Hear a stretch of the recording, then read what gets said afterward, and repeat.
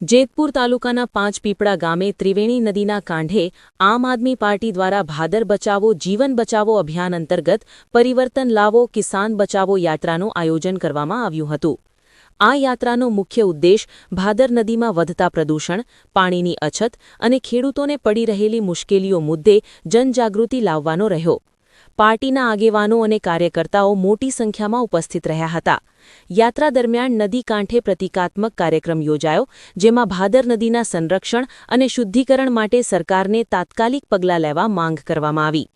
Party આગેવાનો દ્વારા જણાવાયું કે ભાદર નદી સૌરાષ્ટ્રના ખેડૂતો માટે જીવદોરી સમાન છે।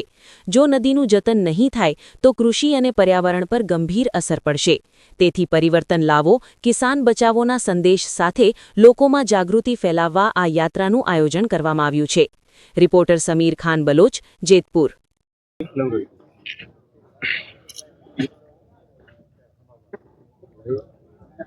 જેતપુરમાં આજે એક ખેડૂત મહાસભા રાખવામાં આવી હતી, જે જેતપુરમાં પાણી ગંદુ છોડવામાં આવે છે, પોલ્યુશન કરવામાં આવે છે અને 1700 જેટલી ઇન્ડસ્ટ્રી, જેમાં 47 ઇન્ડસ્ટ્રી તો એવી છે કે મોટાભાગે કેમિકલ છોડે છે અને આસપાસના વિસ્તારોમાં પાણીના તળ એટલા ગંદા કરી નાખ્યા છે, કારણ કે એટલા બધા હપ્તાઓ ઉદ્યોગપતિઓ આપે છે નેતા અધિકારીઓને કે ઉદ્યોગપતિઓ પણ હપ્તામાં રૂપિયા આપે છે, પરંતુ પાણી પ્રોસેસ કરવા માટે રૂપિયા નથી આપતા। એના કારણે હજારો લોકોનો જીવ જોખમમાં મુકાણો છે, જેને લઈને આમ આદમી પાર્ટીના લોકસભા ઇન્ચાર્જ અમારા આગેવાન મહેશભાઈ કોટડિયા 16 દિવસથી અનશન ઉપર બેઠા છે। આજે 16મો દિવસ છે અને આજે મેં ઘણી રિક્વેસ્ટ કરી, પણ એમણે અનશન છોડવાની અત્યારે ના પાડી છે।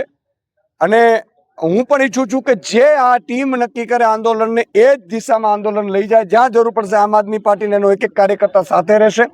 પરંતુ કહેવા માંગુ છું ભાજપના નેતાઓને, હું કહેવા માંગુ છું અધિકારીઓને કે આજે તમે થોડી ઘણી લૂંટ ચલાવતા હશો, ઉદ્યોગપતિને પણ મારે કહેવું છે કે તમે અધિકારીઓને નેતાઓને હપ્તા આપવાનું બંધ કરી દો અને તમે કોમન ઇન્ફ્લુએન્ટ ટ્રીટમેન્ટ પ્લાન્ટમાંથી તમે પ્રોસેસ કરીને પાણી છોડો ને, લાખો બાળકોનો જીવ બચાવો। અહીંયા કેન્સરગ્રસ્ત આખા ગામો થવા માંડ્યા છે તમારા।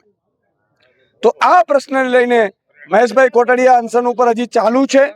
મહેશભાઈ કોટડિયાને એકને જ પીડા નથી, પીડા લાખો લોકોને છે, પરંતુ મહેશભાઈ એક યોદ્ધા એવા છે કે જે 16 દિવસથી આ પ્રજા માટે લડી રહ્યા છે। આજે બીજી વાત એ તમને કહું કે એમનું ગામ તો 25 કિલોમીટર દૂર છે, એમને એટલી પાણીની અસર પણ નથી। તો હું જેતપુરવાસીઓ જે લાખ લોકો છે, પોરબંદર સુધી રહેતા ઘણા ગામડાઓના લોકો છે, એમને પણ વિનંતી કરું છું, કમસે કમ તમારા ગામમાં મિટિંગો કરીને હિતો ચર્ચા કરો કે આમ આદમી પાર્ટી અને એના નેતાઓ અત્યારે જીવન મરણ વચ્ચે ઝોલા ખાઈ રહ્યા છે તમારા માટે। તો પ્રજાને પણ મારી વિનંતી છે કે આમાં સાથ સહકાર આપજો। જો સાથ સહકાર આપશો તો આંદોલન સફળ થશે ને તો જ તમારા બાળકોને શુદ્ધ પીવાનું પાણી મળશે, તમને સિંચાઈનું શુદ્ધ પાણી મળશે અને તમે સારી રીતે જીવન જીવી શકશો।